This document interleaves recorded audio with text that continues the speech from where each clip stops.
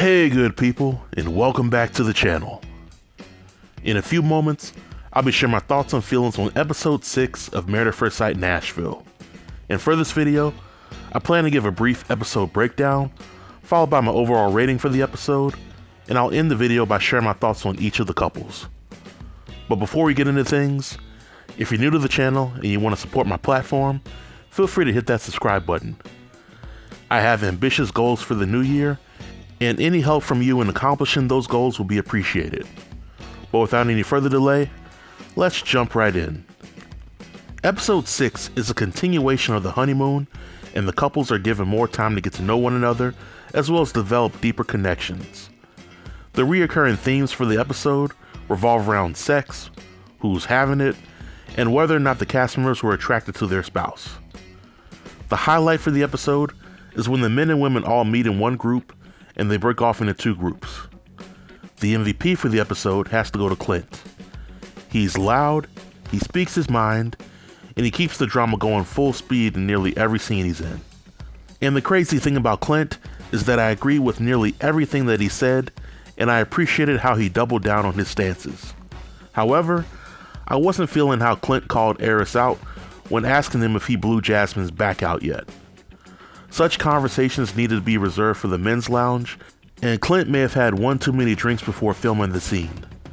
It was also funny to see how all the women turned on Clint because he expressed what type of woman he was attracted to. I'll go into that details a little bit later, but I appreciated how Clint stood his ground and he didn't backtrack when confronted about his comments. And lastly, when the men all met together and they talked about Clint's comments towards Gina, Mack was the only one who stood up for Gina, while the rest of the guys gave Mack the side eye.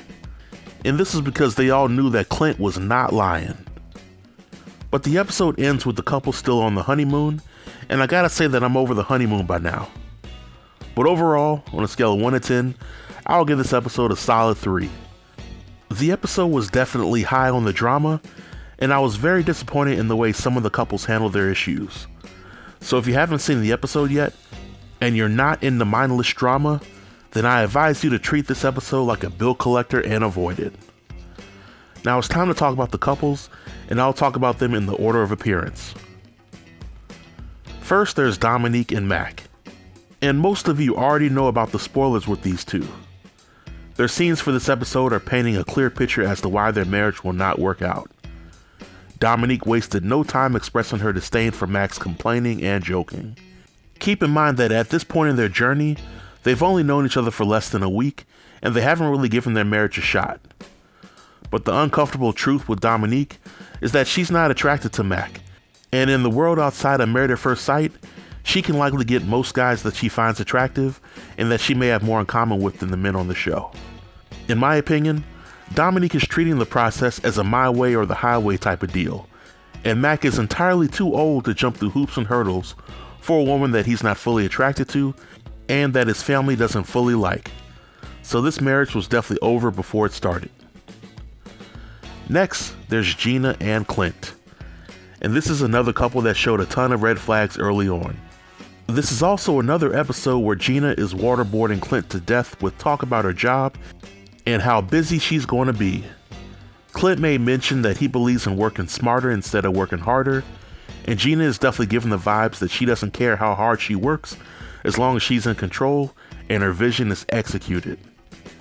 In my opinion, this type of mentality is not a good one to have for a process like this, because a guy like Clint will not settle for a woman who will not make time for him or the marriage. But the most disappointing part of the episode was how Gina and the rest of the women treated Clint like he was public enemy number 1 because he voiced his preference for women that he's dated in the past. And the uncomfortable truth is that on this show and in society in general, there's a push for women to speak their minds, openly voice what they like and dislike about men, while becoming easily offended whenever a guy voices what he doesn't like in the woman that he seeks. And on this show alone, some of the women have openly shared that they aren't physically attracted to their husbands and how they would handle the situation that involved their husbands not being able to physically please them in the bedroom. So I really don't have any sympathy for the women because they were hurt by something Clint said. In my opinion, either everybody's entitled to like what they like and voice it publicly, or they're not. but that's just my opinion. Next up is Jasmine and Airris, and I'm kind of conflicted by what I saw with this couple for tonight's episode, and I'm conflicted because deep down, this couple got the worst edit for the night. And what I mean by that is that both Jasmine and Airris gave what seemed to be conflicting statements related to their conflicts from the episode. With Jasmine, she felt some type of way that Airris talked a good game about giving her that good old pickle tickle, but he hasn't done so as of yet. Jasmine also said that she's holding back from Airris because of his comments that he hasn't been in love before. So which is it? Does Jasmine really want to give Airris the yams before she knows that he's capable of loving her? Or does she simply want him to try to hook up with her so that she can reject him while knowing that he desires her beyond the realm of friendship?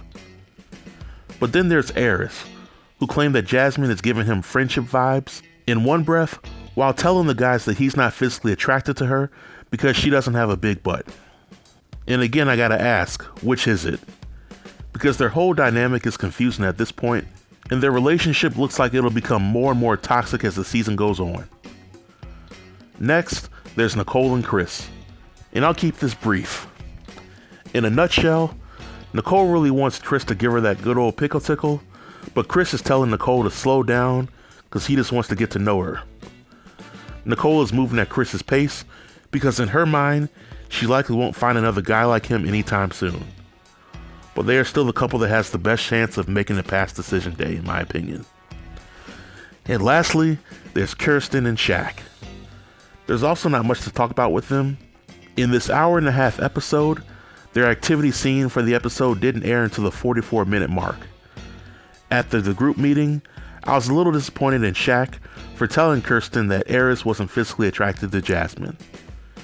There's nothing stopping Kirsten from telling Jasmine what Shaq said, and it seems like doing so could potentially end 2 marriages and free up Kirsten to see what Airris is talking about.